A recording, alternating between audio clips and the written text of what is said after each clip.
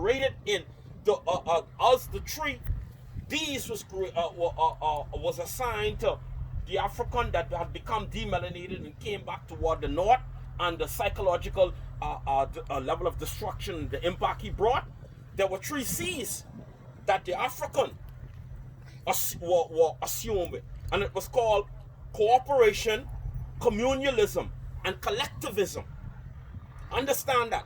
Cooperation, communalism, and collectivism. This was the true state and pillar of our governance. Everything was governed by that.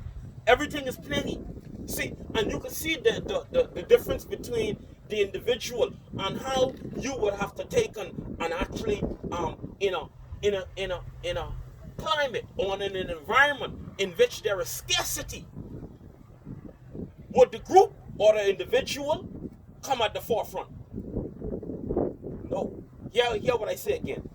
In a climate or in an environment where there is a scarcity, what comes first, the individual or the group? The individual. Yeah, we seeing that now. You see, and this is one of the reasons why for us, when we came into their philosophy and ideology and we bought into their concept of individuality, think about it. We become individuals to the extreme now. We don't think no more as a group, that collective group that kept us. Remember what moves us? Collectivism, communalism, and cooperation. See, when you grow up in a state of what your sun, right? Sun, abundance, rain, where everything growing. You one can't go and till a field. You one can't go and harvest. You need what? A group. Mm-hmm. You see, so there were 2 literal mindsets that came out of unique climatic and environmental conditions that the pale people came out of, and that the people that we would call black people, our ancestors, the African, came out of. And in order for us to understand who we are today, we have to understand this information of yesterday, because it informs us how to go about recreating. You see, all the successes that they created that would allow us to be successful today, and then it would allow our future to look quite different. Much different from the future we exist in today. So this information is very, very important. You see what I'm saying? The problem becomes this. To jump back now to that raging debate of the 1800s. So when it was proven that at the stage of Grimaldi man, it goes out. It says that between 100,000 to 70,000 years ago, the demelanation then of the African takes place. Now the information he had learned in that environment of sun and plenty, he can't take that information and expect to live by that way. In the refrigerated cold. It don't work like that. It's an adaptation. You see what I'm saying? So now a new level of adaptation takes place. But again, it's not just a physical adaptation, like our scientists tell you. The broad nose that was necessary in the sun, right? Where you need to open your lungs, and the broader your nose is, the more air you could take in. If you're in the cold now with a broad nose, what happened to your lungs now? You got problems. It freezes. You got a problem. So the nose has to become what? Elongated and thinner. The eyes, you cannot actually, in the cold, melanin become what? You're at death threat. Yeah. So you have to, your skin has to be demelanated, and you have to find a way, your body has to find a way to still exist with the little melanin it had access to. So the body started to preserve it. Exactly. You see what I'm saying? So these are not a new, the pale man, be it the pale Arab, the pale Caucasian, or the pale Asian, is not some strange being from a different planet. It is you. Simply put, it is you. You see? And at your extreme. And what happens when you place at your extreme, what becomes of you? This is one of the reasons why when he came back and he tried to reassume himself back into the information coming onto the continent where we already had universities existing before any existed in any of the pale places.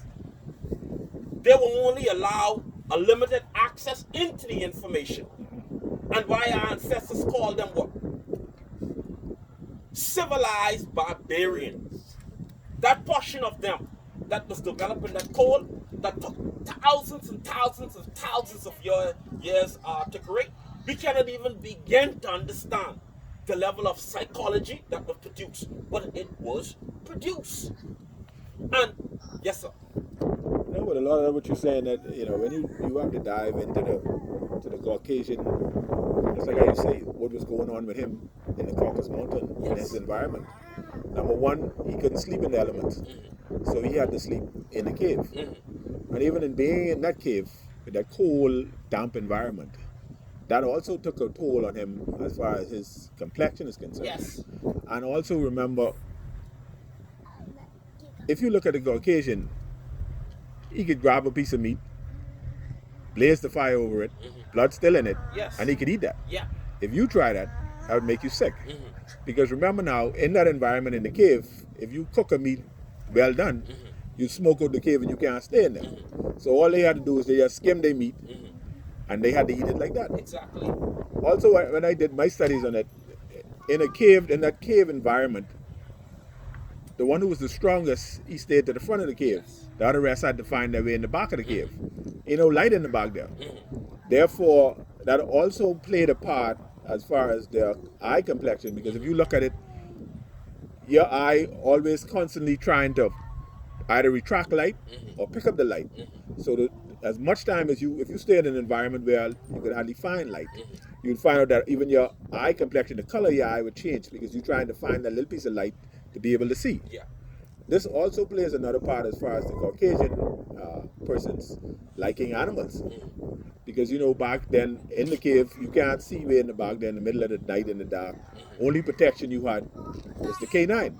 Because the canine can warn you if somebody coming close to you. So therefore that canine became their family. As you see they act today. So a lot of that you could tell, just like how you say, you could look at these things and you study them and you could tell exactly where the Caucasian man lived and why he acts the way he acts. And remember, if food is of a scarcity, and you want, and your family go there and find food, I don't have no food. You know what I thinking now? Yeah, I can take that. Exactly. So that's where that barbaric part of it come in. Exactly. And they used to slaughter each other just for food because food was hard to find. So just like you said, it physically also changed them as far as even their brain structure and their skull structure. Yeah. And they became barbaric in that aspect. And all through Europe, if you watch the history, just like how you talk about the Anglo-Saxons and you talk about those other Europeans, all they used to do is come in. They never worry about making no peace. No. They just come in to kill each other and take what the next one have. And that's it. So all through culture, just like how you say, everywhere they go, they bring destruction. Death and domination. Exactly. Yeah. So all of these, you could understand the European and why this happened. I mean, why he started that. Yeah. So and this is one of the primary reasons why, for them, war is always glorious. Always. Always. And their history is not replete. It doesn't have war in it. And so when they talk about children ruling over us, imagine how serious that is now. Because here it is now, because of the environmental and climatic condition we came out of, right? Those of us who are not diluted, being taken away from where we were from and having to go into another place, right? Those of us who were not diluted, again, the information we came into were quite different.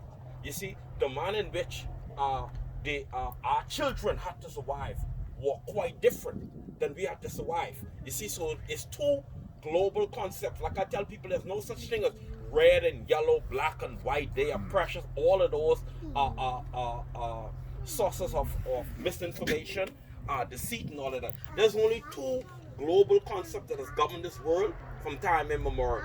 One has just came upon the earth and began to really and truly govern it for the last 500 years because it found the secret of what was called black. Black and white is never the skin color. Black and white is two very important global, hear me good, global socio-economic and political realities, not the skin color. Not the skin color. You could make a person who look like me gravitate toward, as most of us gravitate toward, this white mindset. You see, that has a socio-economic and political connotation to it, or to the reverse, a black. Now, you would find that during the black rule, meaning that a conglomeration of nations of the southern kingdoms, right? When they rule, you would find this were the periods in which you would find on the world stage, and most books you come into with people across the earth, you would find that almost every culture from India dealing with Krishna to Buddha to Quetzalcoatl as far as Mexico to Siam to almost everywhere across the world, all saviors of all pale peoples at that time.